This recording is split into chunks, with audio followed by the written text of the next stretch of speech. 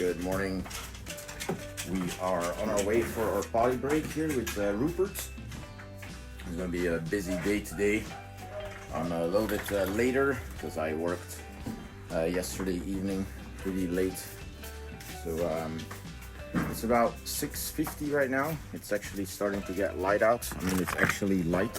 The sun is up, although we are in Washington, so not much sun. So we are going to do our morning potty routine as usual, and then I'm going to continue working on the positions on the touchpad. We are making progress. Yesterday, what was incredible was the distraction session. So I think I will do another one today, just to reinforce that again. So yeah, we are waiting for him to go potty. I have one problem though. The guy is so engaged with me that sometimes it takes him a while to run away from me and actually go potty. And I think here he goes. So yeah, we will continue the potty session, and I will see you in the training session. So here we are almost ready to begin.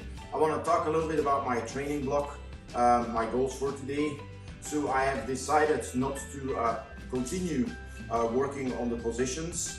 Rather, I am going to make him comfortable turning on the touchpad. As in my previous episodes, I said, hey, I need to isolate that and train that turning and being comfortable on the touchpad in a separate session. So that is my goal for this morning. Teaching Ruppert that turning on the touchpad is completely possible, and that is something that I want. So without further ado, let's start the session.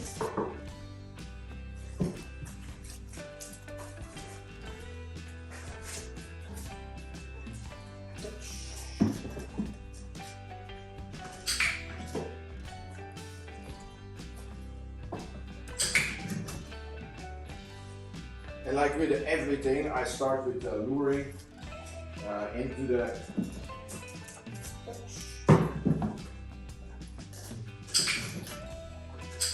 As you can see, he's looking for his footwork, which is normal. He tries to find his balance.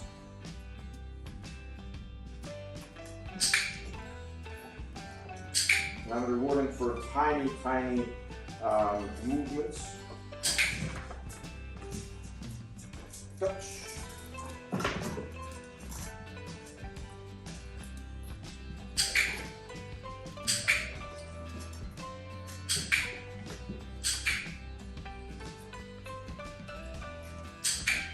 What's important is that the dog understands that he can move his feet lateral, and for every single foot movement, that's what I'm clicking for.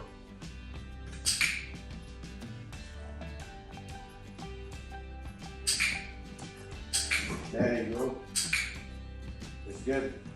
So I'm going to do one more circle on to this side, and then I will switch sides. And then as eventually my visual cue is I'm going to keep my hands in front of me as a signal that he needs to turn. There you go. Good. Button clip. Yeah. Okay. So button clip. Yeah. So session number 1, session number 2, we'll try it again. Touch.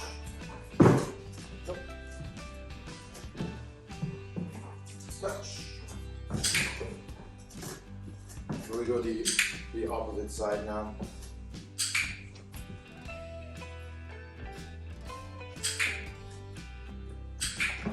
You see what happens to the front and the back feet. That is what is important.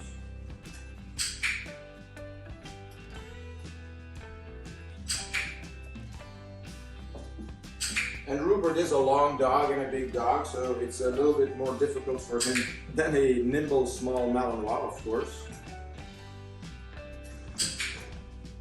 But he's getting better. I'm asking a little bit further turn, so I want to go to the opposite side. Okay, good sound. Session 2 was a lot better. You see more smoothness in the movements. So I'm gonna amp it up a little bit, and I'm gonna ask a little further turn before we move on. Before he gets his reward better. Touch. And still a reward for touching.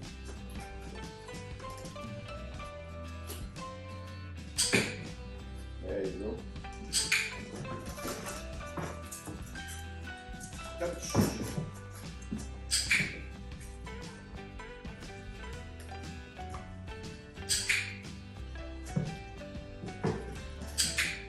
Good. And we're going better, as you can see now. We can do 180s.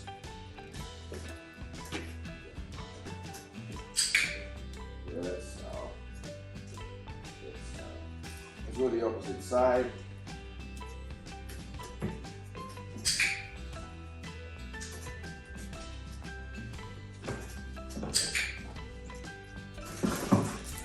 Touch. I'm going to try to put it on a visual cue now. There we go. Let's try the opposite side.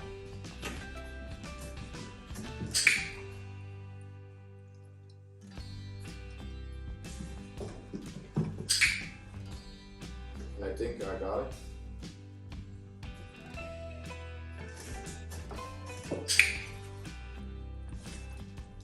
Let's try one more time. He's indeed spinning already faster than me, which is good.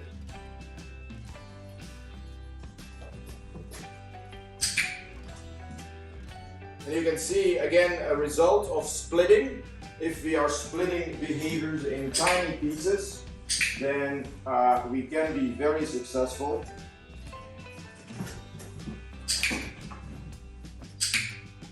And I click double here, one for the turn and one for raising that foot up here.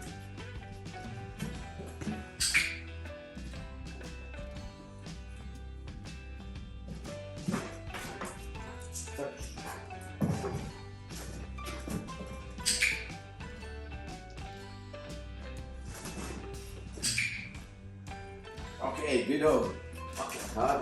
Game over. So, really, there it is. Come on, bud. Really good session today. I'm happy with the progress what we're making. We were able to, stop the lure and put it on a somewhat visual cue. The confidence in the turn went up with almost every session. We had 3 sessions in this training block. My criteria, what I clicked first was lateral movement of a individual leg, front and back, and then slowly but surely I increased the movement and the distance of that lateral movement in the feet. That's what I clicked for. As you can see, from session 2 he started to understand that and was turning in bigger circles. He was taking more lateral steps and got more awareness of where his feet were, in relationship to the edge here of the touchboard. And then within that second session, I was able to bring my hands closer to my body, imitating a visual cue. And then in the third session, you could see he sometimes beat me even in the Ruppert. He sometimes beat me in the exercise and was in position before I made it to the other side of the touchboard. So I'm extremely happy with this session. Later today, we will have another distraction session with more people and see how he does. I will see you in that session.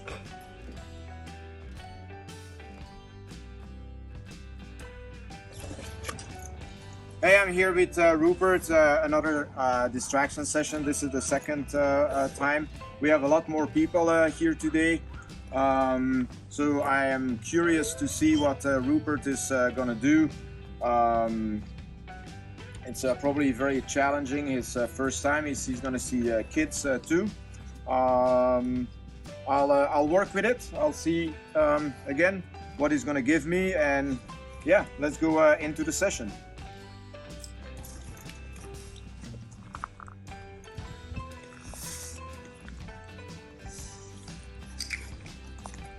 Can I have 2 people walk over my field, please?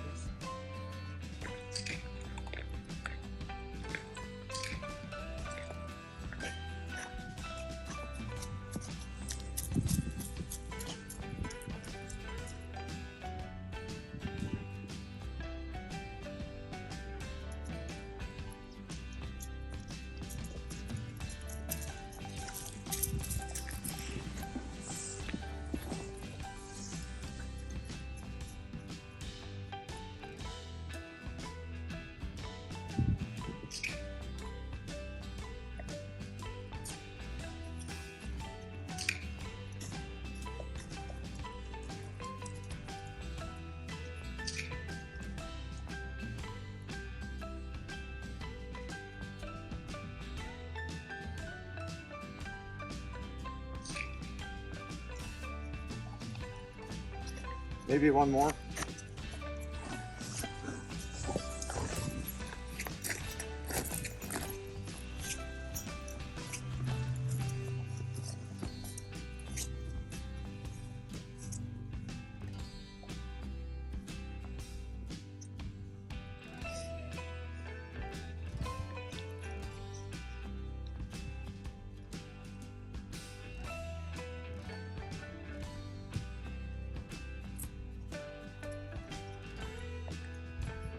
Obviously very sensitive to the smell here.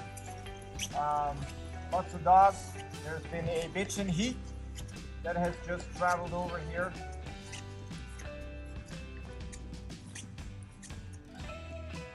There's a lot of salience in the ground.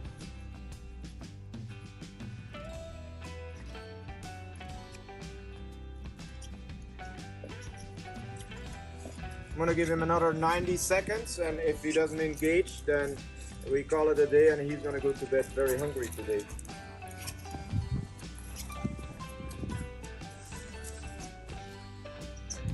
I think this is a good example of me lumping. There's way too many people around.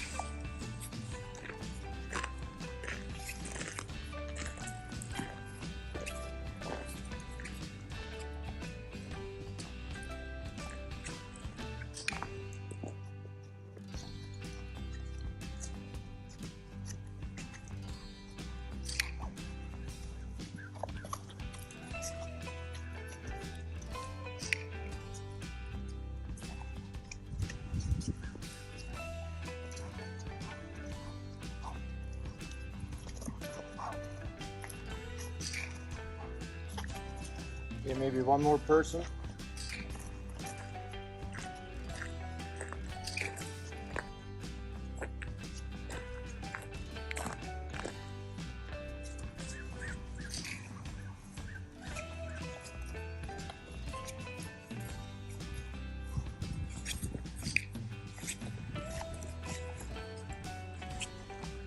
You guys can crisscross a little bit.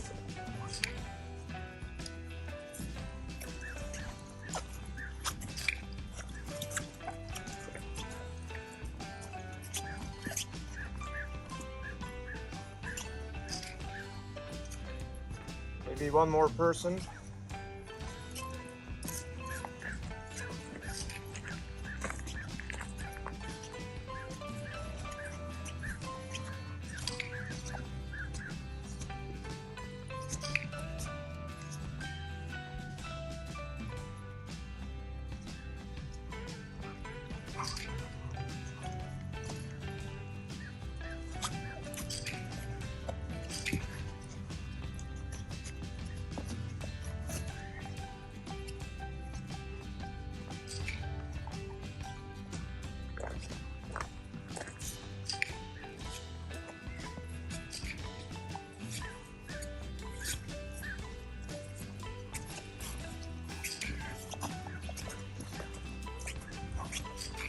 Yeah, build that up.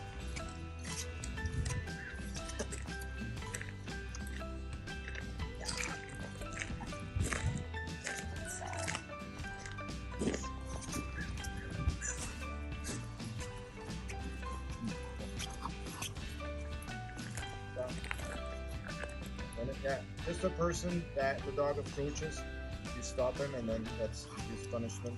He does not get any interaction. And then when the dog comes towards me, I move, and that's his reward basically. Together with the food.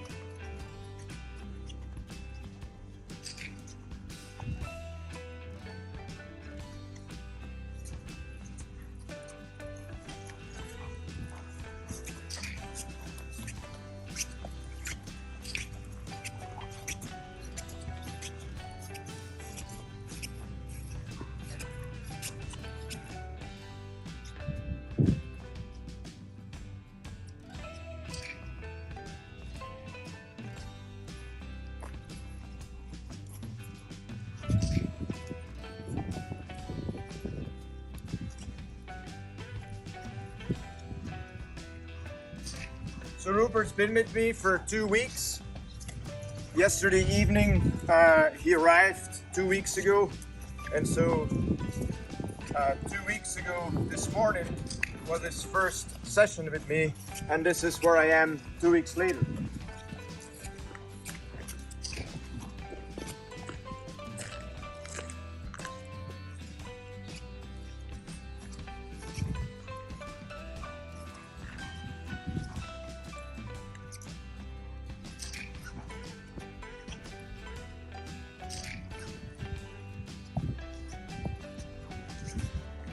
Okay, thank you, Drew.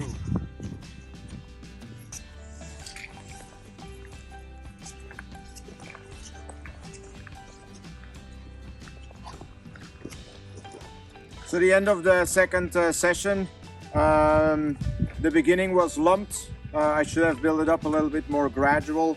You can see that I didn't set my dog up for success. He actually failed a couple times. Slowly but surely, I was able to regain his focus. I did reward him quite often, so every right decision that he made, he got reinforced.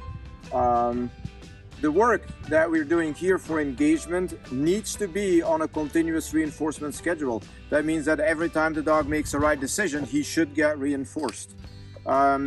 One of the things that I teach all my students, if you click wrong, do feed the dog. So the trust in the secondary reinforcer remains. So I'm pretty happy with what I seen today. Tomorrow I'm going to go back to the touchboards. I'm going to do one more rotation session and see if I can put rotating on an audible cue. And then in the afternoon we'll do another either I need to make a decision still. Either we're going to do a distraction session, or we are going to do some bite work. So we'll see what we're gonna have. For now, I'm happy. I will see you in tomorrow morning's session.